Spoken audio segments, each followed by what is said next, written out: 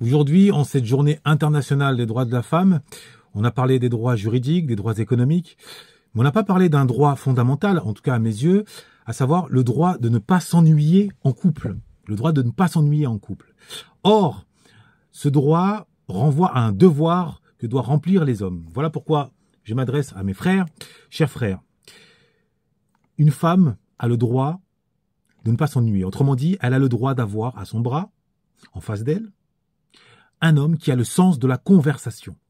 Le sens de la conversation. Tu dois bien comprendre qu'un couple, que l'amour, ce n'est pas un vase que l'on pose sur une table, que l'on regarde chaque jour et qui ne bouge pas, sauf si on le déplace et qu'il tombe. Non, l'amour, une relation amoureuse, c'est comme un feu de bois, mais qu'il faut alimenter en permanence. Et le bois à mettre dans l'amour, ce n'est pas l'argent, bien que évidemment la pauvreté, ça a tendance à éteindre l'amour. Le bois, c'est précisément le sens de la conversation. Et en l'espèce, et j'ai pu le constater à maintes reprises, les hommes manquent cruellement, en règle générale, il y a des exceptions heureusement, manquent cruellement de conversation. Beaucoup, quand ils ouvrent la bouche, c'est pour parler d'argent, c'est pour parler de voitures, c'est pour parler de jeux vidéo, c'est pour parler de sport, c'est pour parler de physique, de sexe. Bon.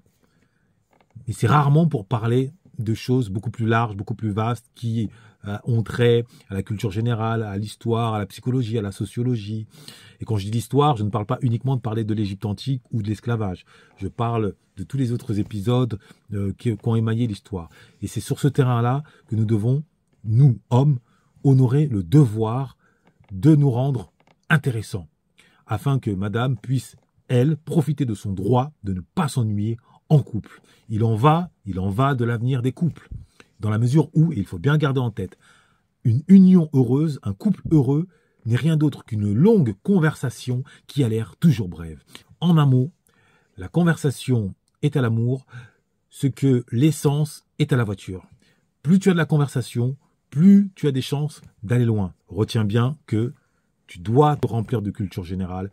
Une femme sera toujours plus heureuse au bras d'un homme qui a de la culture générale, même s'ils vivent dans un HLM, qu'au bras d'un homme qui a certes de l'argent, mais qui n'a aucun sens de la conversation. L'ennui, ça ne s'arrête pas à la porte d'un palais. On peut s'ennuyer dans un palais, on peut s'ennuyer dans une Rolls-Royce. Et l'ennui, qu'est-ce que c'est si ce n'est le cancer de l'amour? Donc, tiens-le toi pour dit, noblesse oblige.